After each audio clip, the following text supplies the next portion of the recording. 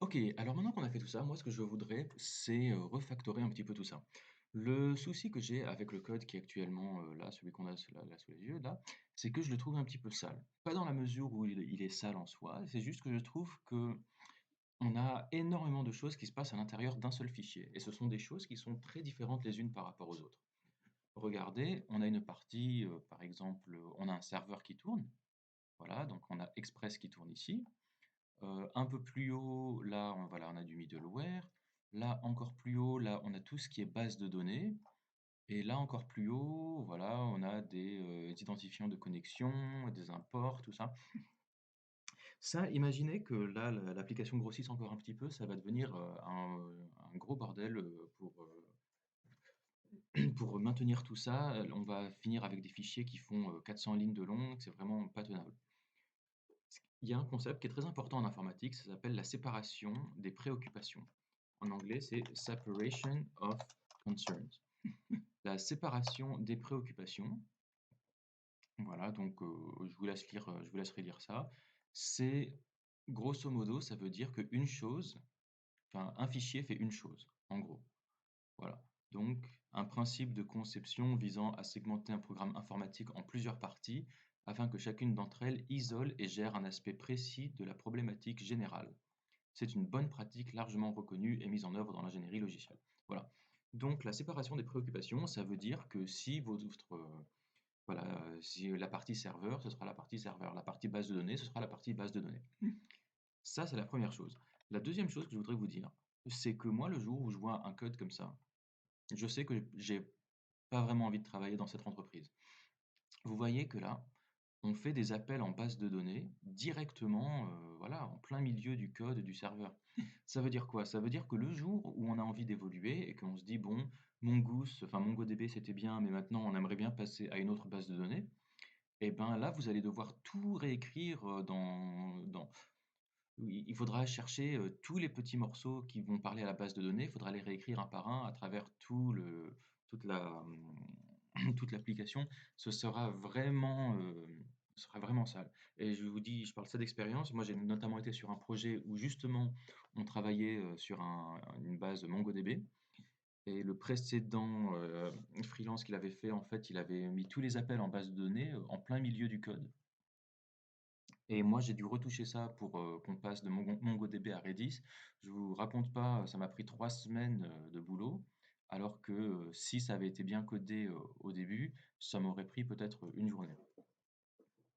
Donc, faut pas hésiter à vraiment séparer les différents fichiers qui font les différentes choses. Alors moi, ce que je vous propose, bah déjà, on pourrait mettre toute la partie. Ah oui, alors ça veut dire pourquoi? Ça veut dire que moi, quand on est dans la partie serveur, je ne veux voir nulle part ce mongoose. Ce mongoose, ce sera uniquement dans la partie base de données. Euh, ça veut dire que votre logiciel, il est censé être complètement agnostique de la base de données. Ça veut dire, votre serveur, il est même pas censé savoir qu'est-ce qu'il y a comme base de données derrière. Là, vous voyez que quand on fait un app.post avec le create product et le create product, ouais, ouais, à la limite. Non, mais ça, voilà, c'est un modèle de Mongo, de MongoDB. Donc, en fait, on fait du Mongo directement au milieu du serveur. C'est vraiment pas bien. Le jour où on veut passer de Mongo à une autre base de données, ça va vraiment être difficile. Donc, moi, ce que je vous conseille maintenant, c'est on va essayer de faire en sorte que notre application, elle sache même pas à quelle base de données elle parle. Ce qu'il faudrait, c'est que voilà, le serveur, il appelle un modèle et ce modèle, lui, il appelle la base de données. Comme ça, le jour où vous avez besoin de changer la base de données, vous changez juste la base de données et éventuellement le modèle. Mais le serveur, vous n'avez jamais besoin d'y toucher. Alors, comment est-ce qu'on va mettre tout ça? Euh, Moi, ce que je vous propose, eh bien, en vue.js, ouais, je pense on va appeler ça models. Allez, on va créer un dossier qui s'appelle models, et puis dans les models, on va fabriquer un nouveau type de modèle qui s'appellera product. Voilà. Et puis dedans, on va essayer de mettre voilà, tout ce qui est propre à un modèle. Euh, Allez, on va prendre. Alors pour commencer, je vais prendre tout mon goose. Voilà. Voilà, donc toute la partie mongoose, là, hop, je vais la prendre et on la redécoupera encore un peu plus tard, hein. Donc je prends ça et je le mets dans product.js. OK. Alors lui, est-ce que ça marche? Alors là, ce product, à mon avis, il va plus le trouver puisque le product, voilà, effectivement, on l'avait défini là-haut, donc là, ça ne marchera plus. Ce qu'il faudrait maintenant, c'est que, voilà, vous voyez, on a exporté, là, on a ce product là, mais ce product, bah, on n'en fait rien maintenant. Il faudrait qu'on puisse l'exporter pour qu'on puisse l'importer dans le index.js. Alors, pour exporter, dans Node, et je dis bien dans Node et pas ailleurs, pour exporter un fichier, on va le rendre accessible en faisant module.export. Voilà. Et on va dire que voilà, c'est product qu'on va exporter. Et maintenant qu'on l'a exporté, on va pouvoir le réimporter ici. Et alors, on va l'appeler comme on veut, hein. Mais puisque là, on en a besoin là, ici, en grand P, là, on va l'appeler comme ça, const product est égal à require, et on va aller chercher models product. Très bien. Normalement, là, pour moi, ça marche encore, hein. On va quand même vérifier que ça... Voilà, j'ai toujours voilà, le connected to database. On va vérifier qu'il marche toujours bien. On va effacer ça. Je vais faire une requête. Il a l'air de bien répondre. Voilà. Qu'est-ce que j'ai là-dessous? Voilà, product saved avec tout ça. Voilà. Donc voilà, jusque-là, on est bien. OK, donc le product, c'est bon, il est là. Body parser, app, port, course, express. Bon, pour moi, tout ça, ça va. Peut-être que le middleware, on pourrait le mettre ailleurs? Non, bon, il y a ces deux lignes, ça va. Par contre, alors qu'est-ce qu'on pourrait faire? Euh, oui, bon. Pour moi, c'est presque bon en fait, hein, puisque vous voyez que là maintenant, tout ce qui était Mongoose, on l'a mis là dans ce product.js, on a tout mis là-dedans. Donc là, il n'y a même plus de Mongoose à l'intérieur de mon serveur. Alors, create product, est-ce que je le laisserai là? Tiens. Est-ce qu'on pourrait le mettre ailleurs? Bah oui, puisque en fait, ce create product, qu'est-ce qu'il fait? Lui, il fait une sauvegarde de quelque chose en base de données. Donc, s'il sauvegarde quelque chose en base de données, pour moi, il n'a rien à faire au milieu du serveur. Donc, je vais prendre cette fonction, je vais la couper, et puis pareil, je vais la mettre dans product.js, là, voilà, comme ça. Et puis, maintenant, on risque d'avoir un petit problème, puisque là, il va chercher à appeler une fonction createProduct qui n'existe plus. Donc, je pense qu'il va falloir encore exporter cette createProduct. Alors, vous pouvez exporter qu'une seule chose par fichier. Du coup, si vous voulez en exporter plusieurs, il faut que vous en fassiez un objet. Donc, je vous propose, on va mettre ça entre guillemets, enfin entre accolades. Et ça, en fait, comme vous vous souvenez, c'est une manière de créer un objet qui s'appelle product de point product. Et pareil, on va faire donc create product, on va faire pareil, virgule, hop, voilà, on va faire ça. Donc on a un objet avec une clé qui s'appelle product qui contient, voilà, là, ce mongoose.model. Et on a une clé qui s'appelle create product qui contient donc cette fonction. Et pour aller plus vite, en fait, on peut retirer, voilà, faire comme ça. Voilà, donc là, on exporte product et create product. Maintenant, il faut les importer dans index. Alors, qu'est-ce qu'on a fait? Voilà, const product. Alors, puisqu'on a mis dans un objet, ça veut dire que maintenant, ce product, ça veut dire que maintenant, là, ce require machin, c'est devenu un objet. Donc, si vous voulez avoir accès au product, en fait, il faut faire, voilà, comme ça. Et comme vous vous souvenez, une manière rapide de faire product égale machin machin point product, c'est juste de mettre lui entre accolades, comme ça. Et on va faire pareil pour l'autre, elle s'appelait comment? Create product. Voilà. Normalement, cette fonction, il devrait la trouver de là-haut. Hop, excusez-moi. Ok, petite sauvegarde. Normalement, ça va marcher. Pourquoi est-ce que mon product, il est encore en gris? Ça veut dire qu'il est jamais lu? Ah, pourquoi il est jamais lu mon product? J'avais exporté un product. Ah oui, d'accord, effectivement, il est jamais lu puisque le product, en fait, en fait, c'était juste le create product qui en avait besoin. Du coup, bah, en fait, on n'a pas besoin de l'exporter. Bon, parfait, génial, très bien. Bah, c'est encore mieux. Du coup, donc voilà, donc on a notre serveur qui est là et toute la partie fabrication de produits, voilà, c'est dans product. Et alors ce product, lui, je pense qu'on pourrait encore le découper parce que j'aimerais bien que la partie base de données, elle soit encore ailleurs. Donc là, on est à models. Peut-être que on pourrait appeler ça. Moi, en fait, j'ai une formation Angular, donc c'est pour ça que tout ce qui est euh, je vous encourage de regarder euh, le pattern MVC, bon, qui n'est pas vraiment Angular en fait. Le pattern MVC, ça veut dire modèle vue contrôleur. Ça veut dire que c'est un, vous avez un fichier qui va communiquer avec la base de données, ce sera le modèle que vous voyez en orange. Vous avez, alors, la view, ce sera la partie qui va s'occuper de l'affichage, si on est sur un site web, et le contrôleur, c'est la partie qui va s'occuper de faire le lien entre les deux. Bon, c'est pas très important, tout ça, c'est juste pour dire qu'en général, tout ce qui parle à la base de données, moi, je le mets dans un fichier qui s'appelle modèle, dans un dossier qui s'appelle modèle. Je, je vous conseille, voilà, de regarder un petit peu ça. Les différents patterns, alors il y a MVC, c'est un modèle d'architecture logicielle, mais il y en a beaucoup d'autres, hein. Donc voilà, moi j'ai l'habitude, voilà, product.js, je le mets dans un modèle. Et puis ensuite, la base de données, moi je le mettrai. Alors ensuite, ça c'est vraiment que moi, hein, vous pouvez faire ça comme vous voulez. Mais moi je sais que en général, j'appellerai ça service. Voilà. Et puis dedans, je mettrai l'accès vraiment à la base de données. Donc je sais pas, comme db.js. Et moi, ce que je mettrais, voilà, c'est toute la partie Mongoose. Je la mettrais vraiment là-dedans. Donc, Mongoose, schéma, Mongoose modèle, create product, ouais.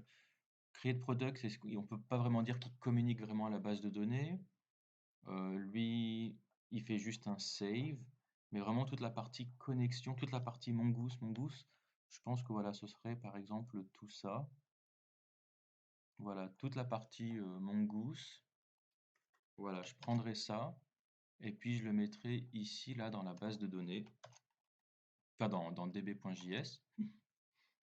Et ensuite, c'est pareil. Donc là, notre product, il va dire, hey, j'ai besoin de Mongoose. Où est-ce qu'il est? Euh, et donc, bah, moi, j'ai déjà mon Mongoose qui est là, qui est connecté, et puis qui a, hum, bon, voilà, c'est l'instance qui s'est connectée. Alors, c'est vrai que je pourrais copier-coller, en fait, là, ce const mongoose égale require mongoose. Sauf que ça, mongoose, c'est celui qui est dans les nodes modules. C'est celui qui est, voilà, c'est celui-là, là. Le problème, c'est que si je fais ça, si je colle cette ligne et que je la mets là, bah, ça veut dire que j'ai deux instances de mongoose différentes. Et moi, j'aime pas trop ça parce que je sais que celle-là, elle est connectée bien comme il faut, puisqu'elle est connectée, et j'ai pas envie d'avoir à. J'ai pas envie de faire ça là, parce que ça risque. Je préfère garder l'instance de celle qui est connectée. Même si vous voyez que là, j'ai plus d'erreurs dans mon code, là, ça veut dire que j'ai deux instances de mongoose. Et quand vous avez deux instances de cet élément qui est censé garder une connexion, euh, il y a moyen d'utiliser la mauvaise instance. Donc voilà, je vous conseille de ne pas faire comme ça. On va plutôt, voilà, je vais le laisser là pour l'instant. On va plutôt prendre ce mongoose là qui est connecté et puis ben, on va l'exporter. Module.export égale mongoose. Et en général, c'est bien de le mettre dans un objet, voilà, comme ça, on réfléchit pas, j'aime bien, voilà. Donc maintenant, il est disponible à l'extérieur, le mongoose, et donc on va l'importer ici. Const mongoose égale require. Alors, sauf que cette fois, il faut bien que je change le path là, parce que là, il va le chercher dans les nodes modules, et moi, je veux qu'il aille le chercher dans le db.js. Donc, il faut remonter d'un niveau, puis aller dans service, et ensuite, voilà, db.js. Est-ce que ça marche? Ah non, lui aussi, il faut que je le mette entre accolades, puisque vous voyez que là, on exporte un objet qui a une clé qui s'appelle mongoose, et donc qui contient, et dont la valeur est, voilà, ce mongoose qui est là, hein. Donc, quand on fait ça, c'est juste que moi, quand vous avez mongoose de point mongoose, vous avez le droit de supprimer un des deux. Mais voilà. Et donc, ça veut dire que ce mongoose, en fait, bah, c'est pareil, voilà, qu'il faut le mettre entre accolades, puisque en fait, celui qu'on recherche, c'est de cet objet, on recherche la clé mongoose, voilà. Et ça, vous vous souvenez que quand vous avez const mongoose égale quelque chose point mongoose, enfin, ou const n'importe quoi est égal à, si je dis const, voilà, si je vous dis, j'ai un objet friend est égal à name 12, pardon, name John, et que après, si j'ai envie de fabriquer, si j'ai envie de récupérer cette variable name, et que j'ai envie de faire par exemple const name est égal à friend.name, maintenant quand je cherche name, j'aurai 12. Mais ça, je peux aussi l'écrire différemment. Ce const name est égal à friend.name. Je peux juste prendre le name, le mettre entre accolades et retirer le name à droite, là, comme ça revient au même. Et ça veut dire l'objet de gauche est égal à l'objet de droite. Et que pour que l'objet de gauche soit égal à l'objet de droite, ça veut dire qu'ils contiennent la même chose. Donc ça veut dire que si l'objet qui contient name est égal à friend, eh bien ça veut dire que la valeur de name est égale à la valeur de name dans friend. Ah bon. Voilà. Donc ce const mongoose, on va le mettre entre accolades et retirer ça. Normalement, pour moi, ça marche encore bien, hein. On va vérifier. OK, connected to database. On va lui dire test routes, hop. Et on le voit ici, voilà, pour moi ça marche encore bien. OK, donc ça c'est bien. Et donc là, vous voyez que, regardez, moi maintenant, j'ai mon serveur ici, et mon serveur, à aucun endroit, il est au courant qu'il y a un mongoose. Lui, tout ce qu'il sait, c'est que quand il reçoit un post sur API product, il est tout simplement censé appeler la fonction create product. C'est tout ce qu'il sait. Et donc, il n'y a aucun mongoose nulle part ici. Et la fonction create product, si on la regarde, vous voyez que en fait, c'est tout simplement une fonction voilà, qui va instancier un product. Et alors effectivement, et le product, voilà, c'est un mongoose.model. Alors voilà, voilà, le product, lui, commence à connaître mongoose. Mais si c'était un projet à peine un petit peu plus complexe, moi je sais que j'aurais encore créé un autre fichier intermédiaire entre le product et le DB. Moi j'aurais bien aimé que dans mon product, il n'y ait nulle part du mongoose. Moi j'aurais bien aimé qu'il y ait juste un product qui dit, enfin j'aurais juste un schéma qui dit un product, c'est juste un objet avec 4 propriétés, description, in stock, name et price. Comme ça, le jour où on veut modifier voilà, les différents éléments de notre application, c'est beaucoup plus facile de les modifier quand les différentes parties sont indépendantes les unes des autres. Voilà. Ben, pour moi, je me semble qu'on est bon. On va quand même vérifier. Je vais refaire une petite requête HTTP. Et cette fois, je vais lui envoyer le name wet, description wet, price 5000, in stock, false. contrôle, je me souviens plus, c'était contrôle AR, je crois. Non, contrôle AR, non, alors, contrôle Shift P, send request, contrôle Alt R. Ah oui, d'accord, voilà. Contrôle Alt R, voilà. Et qu'est-ce qu'on a? Voilà, très bien. HTTP 1.1.200, OK. Parfait. Vous voyez qu'on a le access control allow origin dans les headers. Ça, c'est parce qu'on utilise, Corse. Voilà. Donc, Corse, c'est lui qui est venu rajouter ce header là dans la réponse. Content type application JSON. E-tag, ça, c'est un petit truc que votre browser il utilise pour savoir s'il a besoin de retélécharger une donnée ou pas. Ah bon, voilà. Date, voilà. Et il nous renvoie la product de point name poet, description poet, price 5000, in stock, false. Ok. Alors je crois que dans la description, il vous était demandé que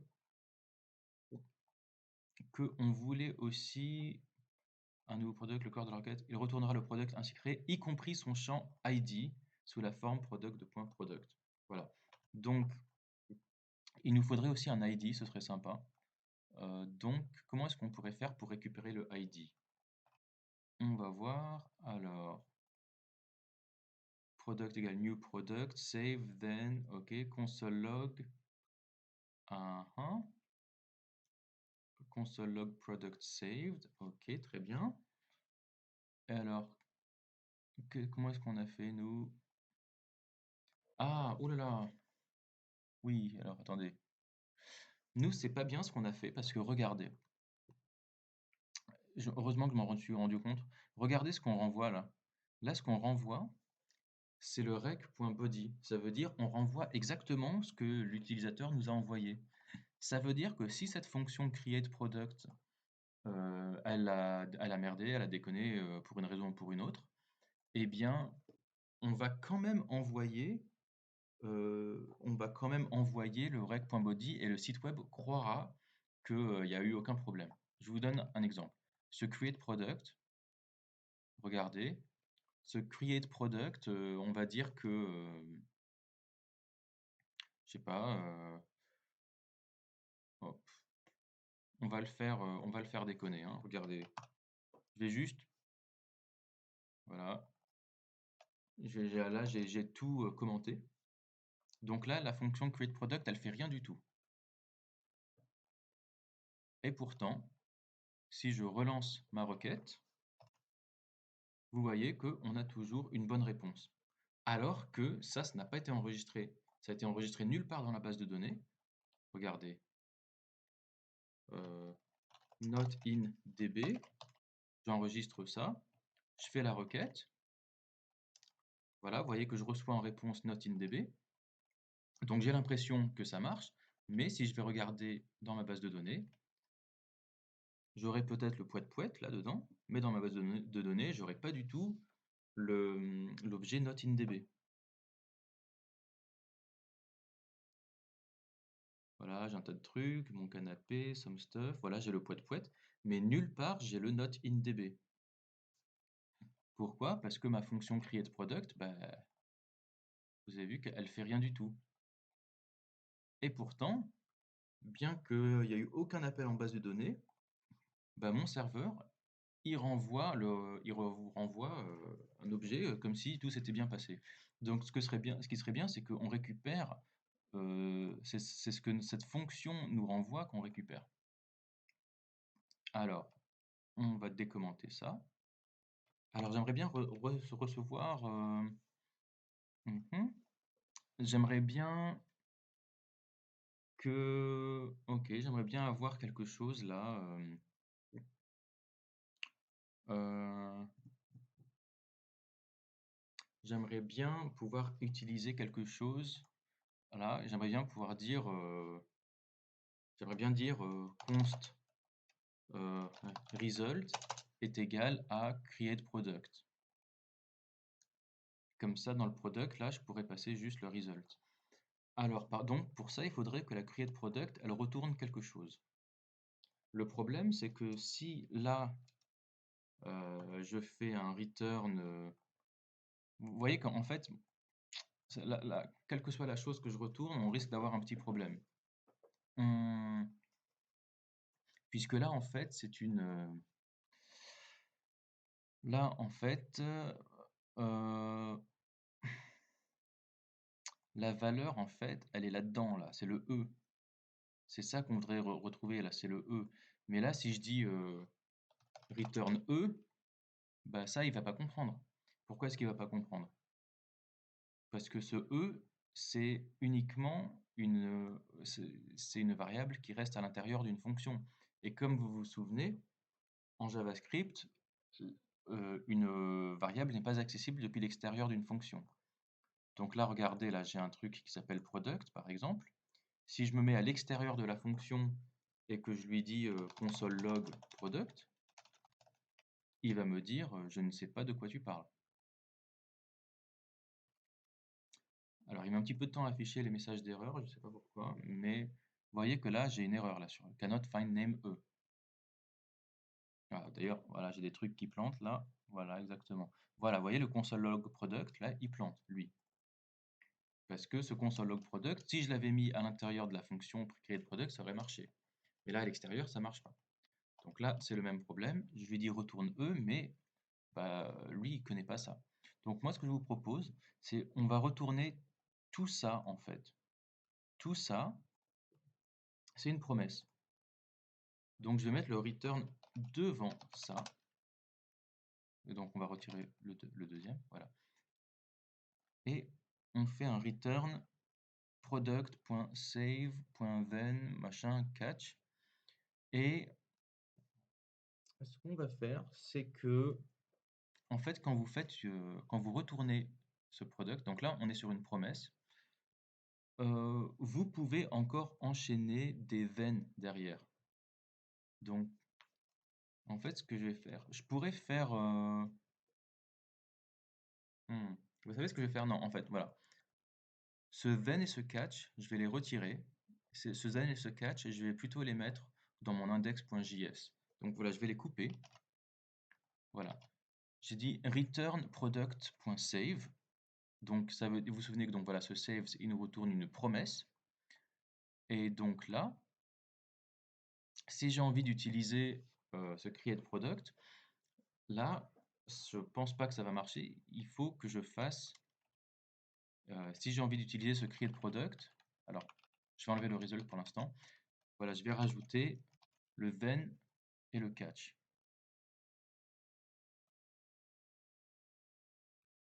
Pour moi, là, ça devrait marcher. OK. On va ouvrir, voilà, ça connected to database. Je vais lui dire promise in index, par exemple. Hop. Voilà, on voit que ça a l'air de bien passer. Et alors maintenant, voilà, donc on a créé de product, then, voilà, moi ce que je ferais, c'est j'utiliserai ce, voilà, then e console log product saved. Bah voilà, moi je pense que je prendrai ce, voilà, on fera create product, then catch machin. Bah ce res.send, je le mettrai à l'intérieur de cette fonction là, de then. Donc create product, il va faire voilà quelque chose là avec le rec.body. Et quand il aura un résultat, donc le e, on pourrait peut-être au lieu de l'appeler e, on va l'appeler res, peut-être ce sera un peu plus facile à suivre. À partir de cette réponse, eh bien, au lieu de juste nous console logger product saved avec res, il va prendre. Ah oui, non, pardon, excusez-moi, res, c'est une mauvaise convention de nommage puisque c'est pas le même res que là. Then, ouais, on va l'appeler result. Ok. Oui, alors que l'autre, le res ici, ça veut dire response, hein. Donc, bon. Donc on va lui dire bah, le résultat, au lieu de juste console logger, on va faire res.send. Voilà, je vais prendre ce res.send et puis je vais le mettre à la place du console log là. Sauf que cette fois, ce qu'on va renvoyer, au lieu d'en renvoyer le rec.body, ben on va renvoyer le result. Voilà.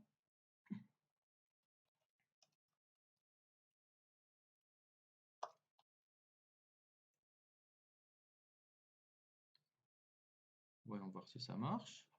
Alors par contre, malheureusement, j'ai plus le console log puisque je l'ai retiré. Peut-être que je vais le rajouter quand même. Je vais le rajouter quand même. Euh, je vais faire contrôle point virgule, add braces to arrow function. Voilà. Et puis juste là, je vais lui mettre console log result. Mhm. Alors allons-y, ouvrons notre requête. Et cette fois, promise with then, on va l'appeler par exemple.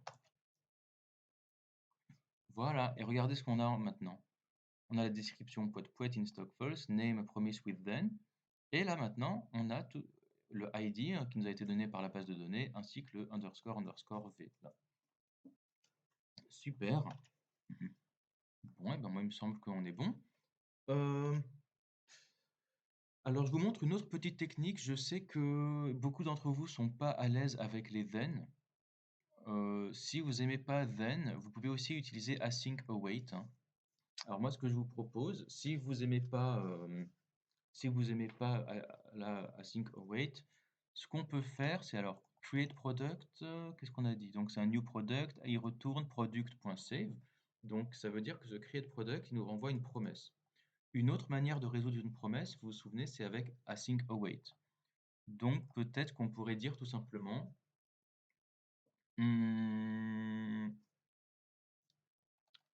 const result est égal à. Non, voilà, on pourrait faire const result est égal à create product machin, mais attention, puisque c'est une promesse, il faut mettre un await devant. Et là, ça risque de pas marcher, puisque quand vous voulez un await, il faut que vous soyez dans une fonction async. Et voilà, justement, voilà, vous voyez, il nous dit await. Await is only valid in async functions. Donc, il faudrait qu'on soit dans une fonction async. Et est-ce qu'on est dans une fonction là? Bah oui, regardez. On est à l'intérieur là de cette fonction là qui prend deux arguments recres et qui renvoie voilà tout ce qui fait tout ça. Et donc juste devant cette fonction, on pourrait lui dire async. Et là, ça devrait marcher. Alors, j'enlève tout ça. Alors attendez, on va commenter tout ça. Alors il y a encore le message d'erreur qui s'affiche parce que j'ai un ordinateur un petit peu lent aujourd'hui. Hein.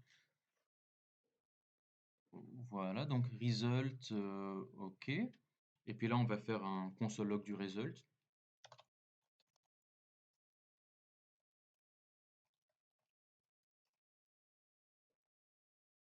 OK. Je vais le mettre entre accolades pour qu'on puisse bien voir le mot result dans la console. Voilà. Alors là, maintenant, là, on avait fait promise with then. Là, maintenant, je vais faire promise with await. Allez.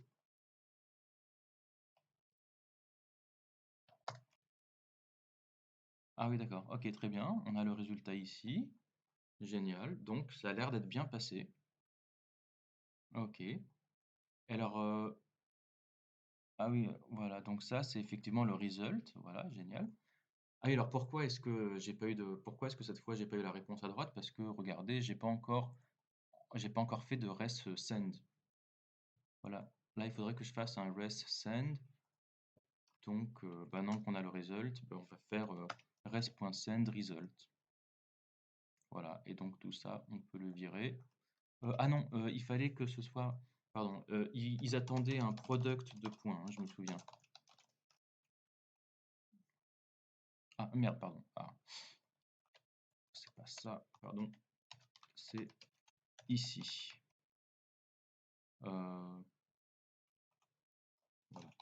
console log result. Voilà. Donc là, maintenant qu'on a bien un res.send, on a notre serveur qui renvoie quelque chose. Ok, alors voyons voir si ça marche. Alors, promise with ouais, async await. On va voir si ça marche. Voilà, là j'ai bien une réponse. Promise with async await, prix 5000, machin. Ok, donc j'ai bien tout ça qui a été bien reçu. Parfait. Alors, à vous de voir si vous préférez faire. Voilà. À vous de voir si vous préférez la première ou la deuxième version. C'est vrai qu'en fait, avec async await, c'est un petit peu plus, élégant.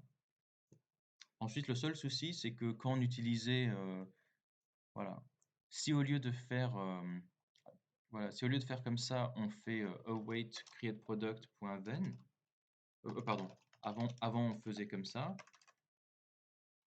rec.body, et avant j'utilisais then.